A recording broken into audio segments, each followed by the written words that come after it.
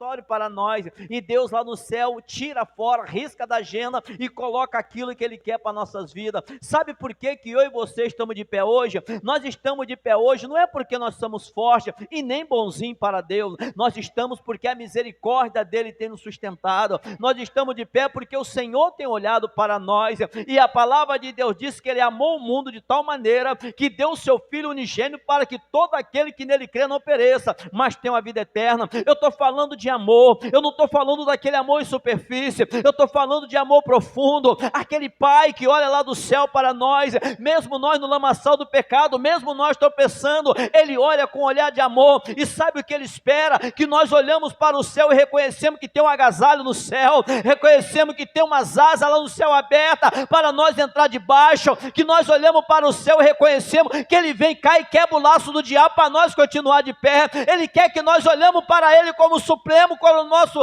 guardador, como aquele que ajunta, como aquele que ama, como aquele que tem dado livramento. Ele quer que nós olhamos para Deus dessa forma. Bendito é o nome do Senhor. E eu tenho vários exemplos do texto a qual eu leio. Paulo está dizendo que ele não queria se vangloriar pelas revelações que Deus dava a ele. Ele não queria se vangloriar pelo que ele orava e o enfermo era curado. Paulo não queria se engrandecer porque ele pregava bonito ou Deus usava ele. Paulo, ele não queria se engrandecer porque ele cantava bonito, ou que ele entrava em várias cidades para proclamar o nome de Deus e fundava a igreja. Tanto é que Deus deu a ele um espinho na carne para que ele não crescesse, porque toda vez que ele se achasse que ele era alguma coisa, o diabo vinha e boceteava ele para que ele visse que quem é grande é Deus. Toda honra e toda glória pertence para Deus. E eu tenho vários exemplos dentro da Bíblia de pessoas que tem amado o chamado, que teve chamado, e se humilharam diante dos pés do Senhor. Homens que entravam para pregar a palavra, que ficava nas esquinas, pregando o evangelho do Senhor, era preso, era ali açoitado pela palavra de Deus, mas eles nunca queriam pegar a glória de Deus. E eu acho muito lindo quando eu e você examinamos a Bíblia e entendemos a palavra de Deus, que toda honra e toda glória não é para o pastor João, mas é para aquele que chamou o pastor João. Toda honra e toda glória não é para vocês, é para aquele que chamou vocês. Toda honra e toda glória, amado, de nós mesmos nós não teria conta, amado querido Deus, de sair do Salmo 40, a Bíblia diz que esperei com paciência no Senhor, e Ele ouviu o meu clamor e me tirou de um charco de lodo. Ei, toda honra e toda glória pertence para Ele, que te tirou de um charco de lodo, ao qual você não era reconhecido, hoje você é, porque o seu nome está lá no livro da vida. O seu nome está no livro da vida, sabe por quê? Porque aquele que é rei dos reis, aquele que é senhor do Senhor, foi lá na humilhação e deu a vida por você, e derramou o sangue pela sua vida. E quando eu olho para esse texto que eu leio, Paulo disse que orou 3 vezes ao Senhor para que saísse isso, mas ele conviveu com isso. E quando eu olho para esse texto de 2 Coríntios, capítulo 12, eu volto lá no livro de Atos, quando Paulo teve um encontro com Jesus. Eu volto lá no livro de Atos, quando Deus fala para Ananias: Ananias, vai na rua chamada direita, na casa do homem por Tárcio, põe a mão nele e ora por ele. Imagina Ananias dizendo assim para Jesus: Senhor, o Senhor está falando de Tarso, Saulo, é o Saulo que perseguia a igreja do Senhor. Igreja, presta atenção no que Deus está falando conosco nesta noite. Ananias disse assim: Senhor, tu quer que eu vou na casa de Saulo, Tarso, aquele que persegue a igreja do Senhor? Ele disse assim: sim, vai lá, ora por ele, bota a mão. Sabe por quê, Ananias? Porque ele é para mim um vaso escolhido. Talvez Ananias olhou como eu e você olhamos para o mundo, para as pessoas que estão no mundo e não valorizamos, mas Deus olha como almas preciosas os que estão no mundo. E a Bíblia diz que Deus fala assim para Ananias, e ele vai ver o quanto ele vai padecer pelo meu nome. Nós não aceitamos Jesus para viver em mar de rosa, não, igreja. Nós não aceitamos Jesus para ir aonde nós damos na teia de fazer, não. Nós não aceitamos Jesus como Salvador e dizendo assim: eu vou aonde eu quero e eu faço o que eu quero. Eu trago aqui um grande missionário, por nome de Paulo, a qual ele disse que não vivia mais ele, mas Cristo vivia nele. Sabe o que significa isso para a igreja? Eu deixei de ser aquele velho João, porque a minha vida agora está na mão do Senhor. Aquele homem do passado morreu, hoje eu sou um novo homem para servir a Deus, e quando eu reconheço que eu sou um novo homem, eu trago para dentro de mim que eu não me manobro, quem manobra em mim é o Espírito Santo. Quando eu olho para esse texto, eu entendo que a minha vida só foi transformada porque Deus teve misericórdia, porque Ele olhou para mim e me amou, Ele olhou para mim e me resgatou.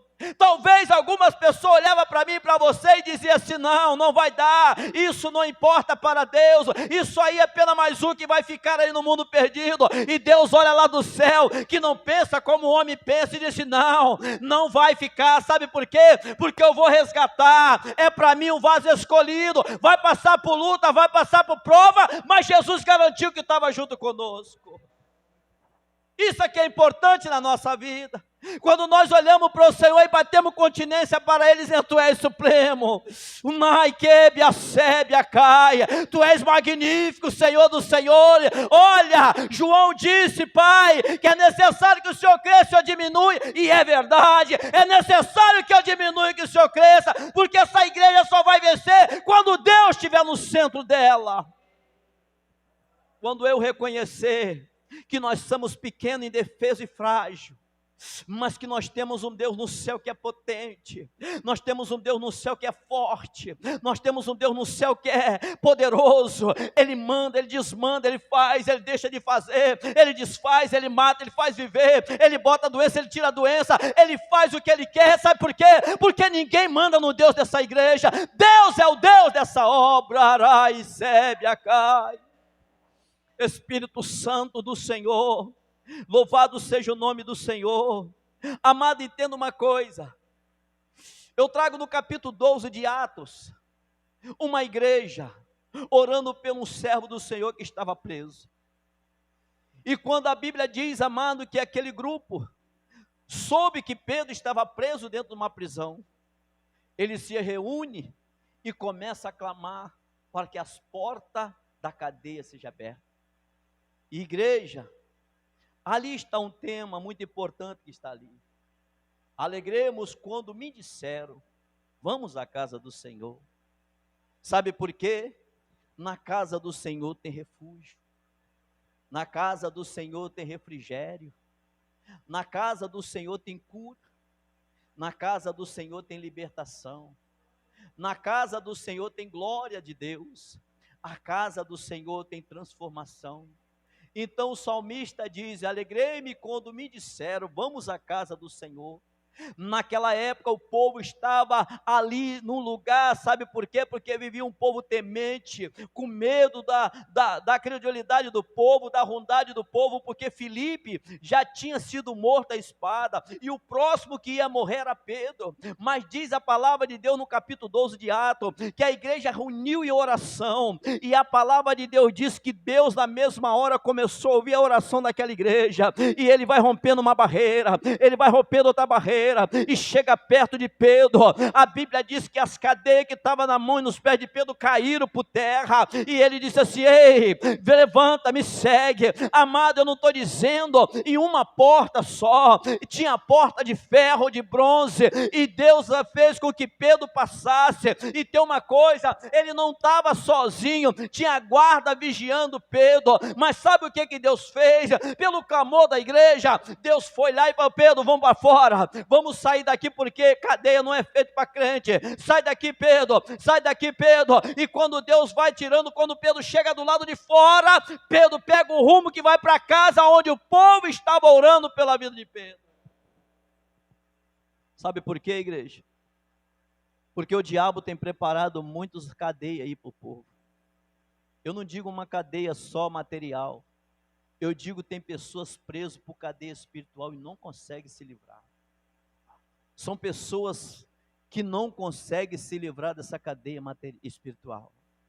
Carrega isso por resto da vida e não quer se libertar. E a Bíblia diz que quando Pedro chega na porta, Uma menina vê Pedro e começa a dizer que Pedro estava do lado de fora. A igreja que estava orando não acreditou. Sabe por quê? O milagre foi instantâneo. Pedro estava do lado de fora sim. Sabe por quê, irmão? A igreja do Senhor tem que ter convicção em quem tem crido. A igreja do Senhor tem que ter convicção quem é que estão clamando. Vocês estão clamando a Jesus Cristo? Eu trago para vocês aquela palavra que Deus me deu lá no serviço. Me ama, somente me ama, meu servo. Começa a me amar, mas me ama na profundidade. Me ama ao ponto de não me abandonar por nada neste mundo, mas me ama. A igreja só vai vencer se amar Jesus, se amar a Deus, se amar a presença do Espírito Santo. Fora disso, a igreja não vai crescer. Louvado seja o nome do Senhor Jesus. E eu fico maravilhado, sabe por quê? Esse mesmo Pedro que estava preso, um dia Jesus também encontrou com ele, lá no mar da Galileia. A Bíblia diz que Pedro estava trabalhando a noite toda, pescador, e nada apanhou. E Jesus veio andando pelo mar da Galileia, pula para dentro de um barco e afasta e começa a pregar acerca do Evangelho do Senhor. A palavra do Senhor que ele pregava era simples, com o objetivo: arrependei-vos, que é chegado o reino do céu. Uma palavra simples, mas com grande objetivo. Talvez alguns querem enfeitar a palavra, tirar, botar aquilo que não tem na Bíblia, só para chamar a atenção ou a atração do povo, mas Jesus era objetivo com as suas palavras: arrependei-vos, porque é chegado o reino do céu. E Jesus ali olhando para Pedro, lógico que Jesus já sabia que Pedro não tinha pegado nada, mas Jesus queria abrir os olhos de Pedro. Pedro estava como pescador de peixe, mas Jesus queria abrir os olhos de Pedro para pescador de alma. E Jesus disse assim: Pedro, vai ao mar alto e lança a sua rede. Ele disse assim: Senhor, trabalhamos a noite toda e nada pegando, mas segundo a tua palavra eu vou. É ali naquele momento, eu imagino que naquele momento que Jesus falou assim: Pedro, vai lá e lança a sua rede. Mas eu penso comigo dessa seguinte forma: o Espírito Santo, alguém está vendo o Espírito Santo aí? Alguém está vendo o Espírito Santo, mas está sentindo o Espírito Santo aí? Eu imagino que quando Pedro olha para Jesus e diz assim: ó Jesus, moço, eu trabalhei a noite toda e nada apanhamos. Eu imagino que o Espírito Santo vai lá dentro do profundo de Pedro e diz assim: ei rapaz, faz o que ele está falando. Faz o que ele está falando. Porque Pedro automaticamente, logo ele voltou até e disse assim: mas segundo a tua palavra eu vou. Então alguém puxou Pedro aí para lá. E quando Pedro chega ao mar alto e lança a sua rede, a Bíblia diz que a rede de Pedro não suportou de tanto peixe. Agora imagina a alegria de um pescador, amado, ter trabalhado a noite toda, e quando chega no lugar da mesma estratégia que ele tinha, lança a rede e começa agora a encher de peixe. Só que eu quero dizer uma coisa para você: Deus estava guardando peixe para Pedro. Aquela noite era necessário que Pedro não apanhasse nada, porque Deus, quando Ele quer trabalhar, Ele faz as suas complicações e depois explica por que ele complicou. Sabe por quê?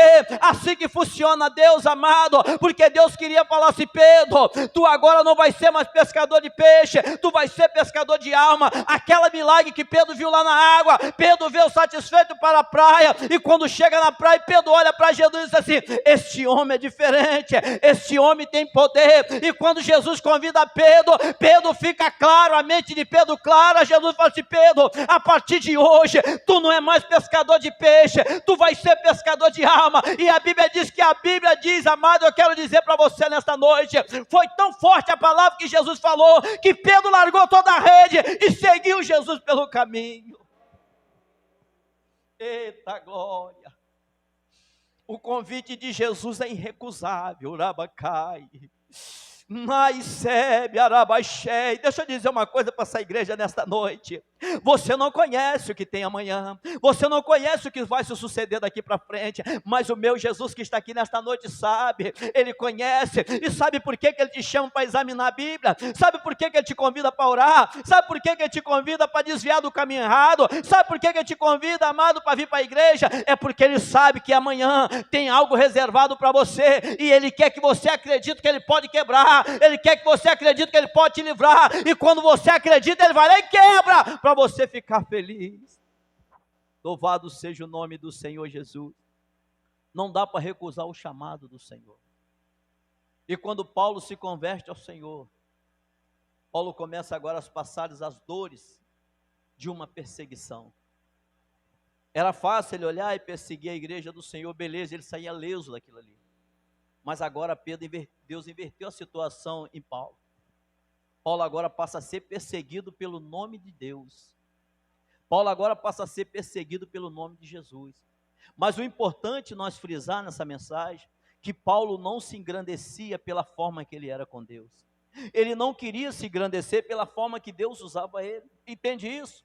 Porque eu e você conhecemos a Bíblia, e quanto mais Deus nos usa, mais menor nós fica na presença de Deus. Quanto mais Deus nos usa, mais frágil nós fica na presença de Deus. Por que frágil, pastor João? Porque quando você é frágil, Deus carrega você, meu querido. Quando você fica dependente, Ele te usa, e você sabe que quem usa você é Deus, e toda vez você fica dependente dEle. Paulo estava na mesma situação. Paulo estava dizendo que jamais ele queria crescer, por causa das revelações que Deus usava a ele. Foi posto na vida dele um espinho na carne, para que quando ele quisesse se exaltar, o diabo vinha e bofeteava ele, para que ele se diminuísse e reconhecesse que maior é Deus na vida dele.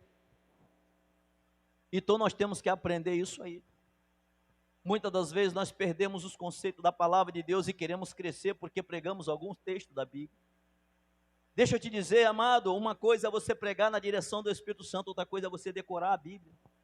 Tem tantas pessoas de mente boa que decoram a Bíblia, mas o que me chama a atenção é quando você prega na presença do Espírito Santo. O vaso que está pregando, ele tem que estar cheio, está entendendo? O vaso que está administrando a palavra de Deus tem que ter acesso ao céu, ele tem que estar cheio, o vaso tem que estar recebendo do céu, porque a mensagem, amada, ela pode ser longa, ela pode ser curta, se não tiver Deus não faz efeito, mas quando tem Deus no centro da mensagem, ela vai de encontro ao coração, e a minha Bíblia diz, e a sua vai dizer, que ela não volta vazia, sem antes fazer os seus efeitos.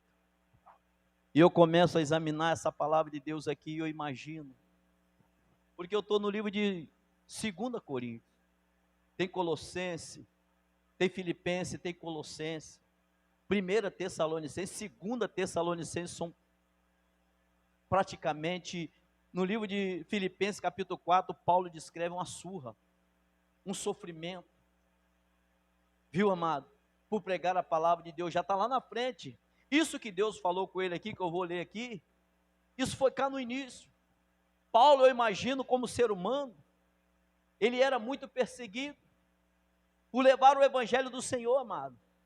Ele era caluniado, ele era apedrejado, ele era tirado dos lugares porque pregava, ele queria entrar e mudar o costume do povo, que era acostumado à idolatria. Paulo chegava ali e começava a pregar a Bíblia, porque a palavra de Deus em si, ela em si mesma, ela faz efeito, ela não precisa de mim, ela mesmo em si faz efeito. Se você pegar ela, examinar em casa e fazer, Espírito Santo, me usa para me interpretar, ela mesmo te cura, ela mesmo te liberta, amado. Não precisa o pastor estar pregando, você mesmo pode aprender a palavra de Deus, porque a palavra de Deus é livre para você aprender.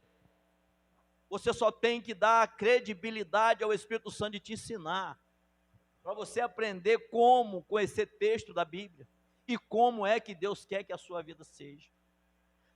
Eu estou passando por aqui e vejo que Paulo, nesse texto a qual eu leio, eu imagino que no momento que Paulo, ele disse assim, acerca do qual 3 vezes orei ao Senhor, para que se desviasse de mim.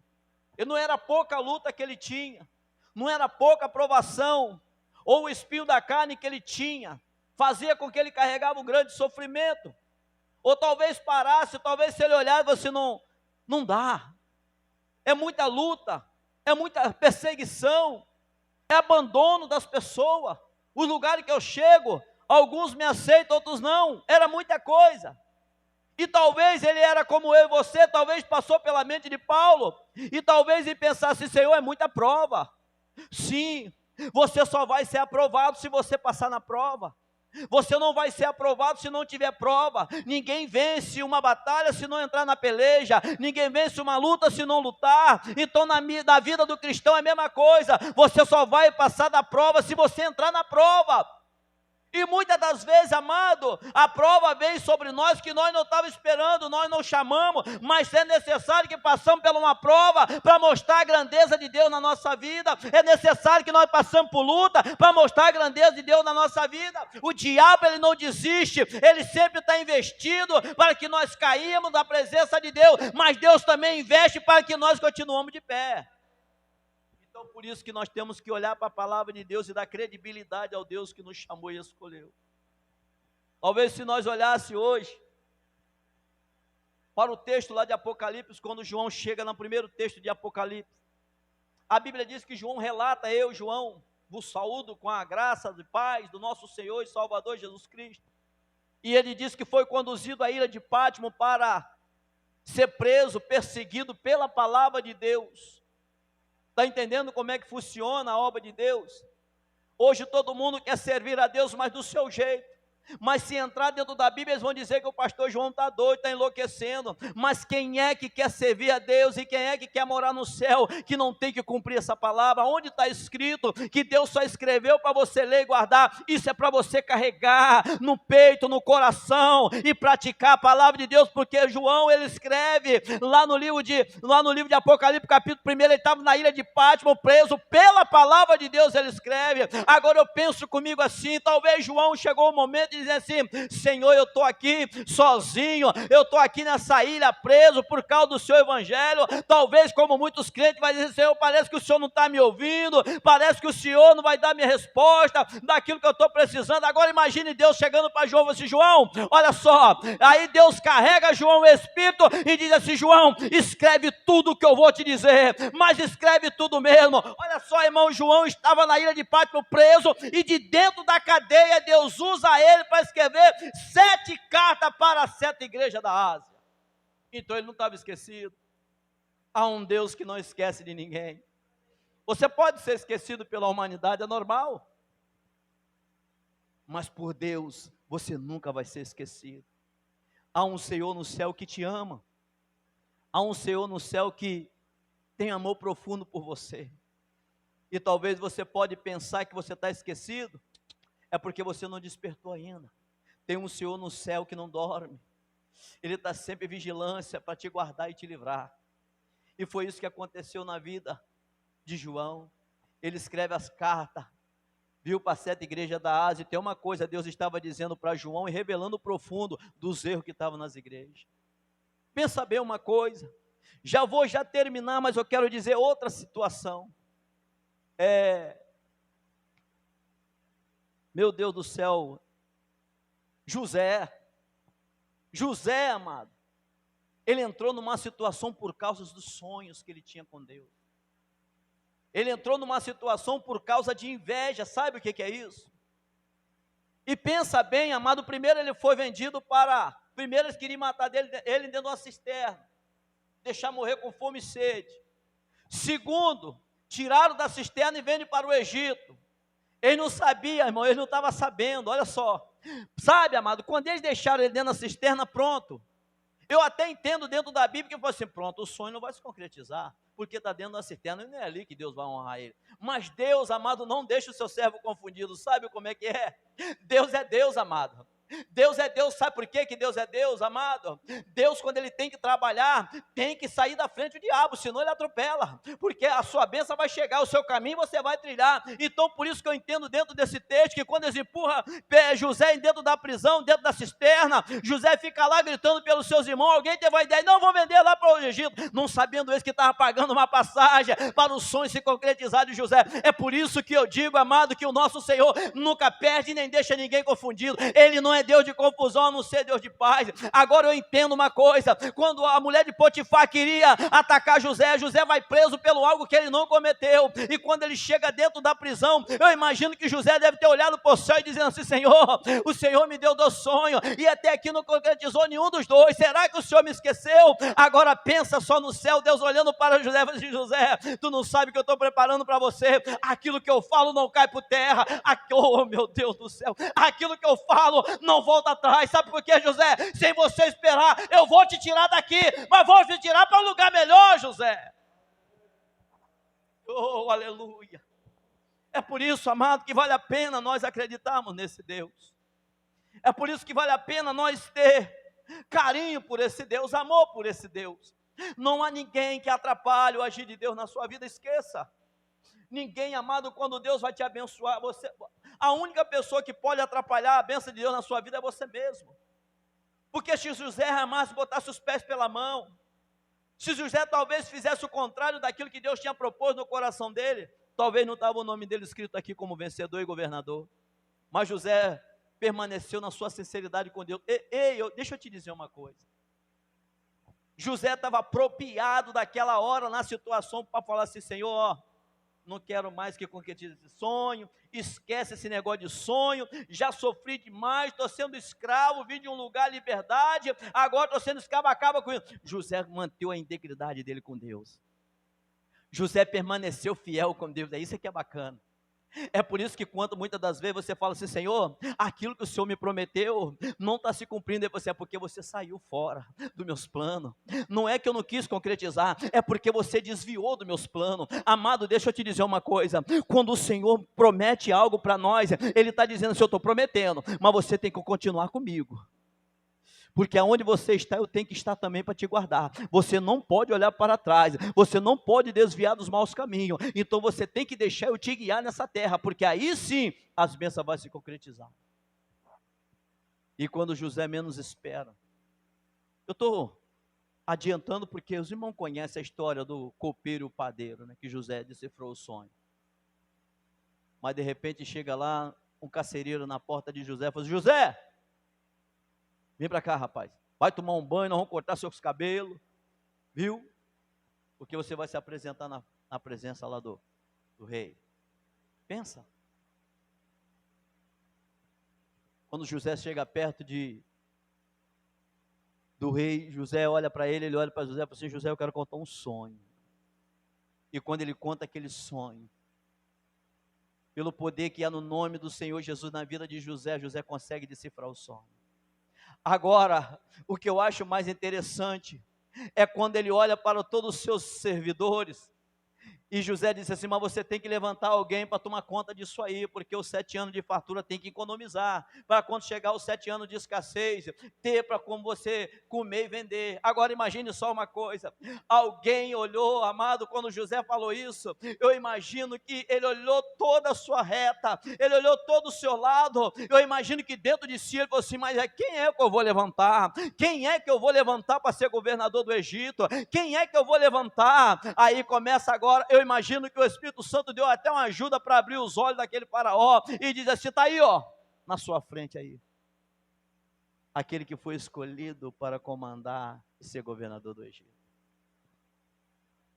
Quando Deus escreve, é por isso que o diabo, a Bíblia diz que o diabo ele tenta matar o seu sonho de servir a Deus, mas se você permanecer fiel, o seu sonho vai se concretizar. Você vai passar por mal situação, eu acredito. Você vai ser esquecido pelos seus familiares, eu acredito. Você vai ser esquecido até pelos irmãos da igreja, eu acredito. Mas eu acredito também que lá na frente Deus vai te dizer assim, valeu a pena, porque está se concretizando o sonho que eu tenho na sua vida. Agora deixa eu te dizer uma coisa, um sonho que não pode apagar de nós, que vai se concretizar em nome de Jesus, pode ser hoje, morar na glória com Jesus. Eita glória, ouvi as trombetas chamando nós pelo nome, dizendo aqui, ei, vinde a mim, filho do meu pai, olha aqui a sua herança aqui, ó. Sabe por quê, igreja? Porque nós não podemos perder o nosso sonho, a visão, nós não podemos perder a visão da promessa. Pode passar anos e mais anos, mas nós temos que viver na visão da promessa. Na vida dos nossos irmãos do passado foi luta, foi dificuldade. Mas aqui no texto a qual eu prego, Deus olha para Paulo, quando ele diz assim, eu orei 3 vezes ao Senhor para que se afastasse de mim.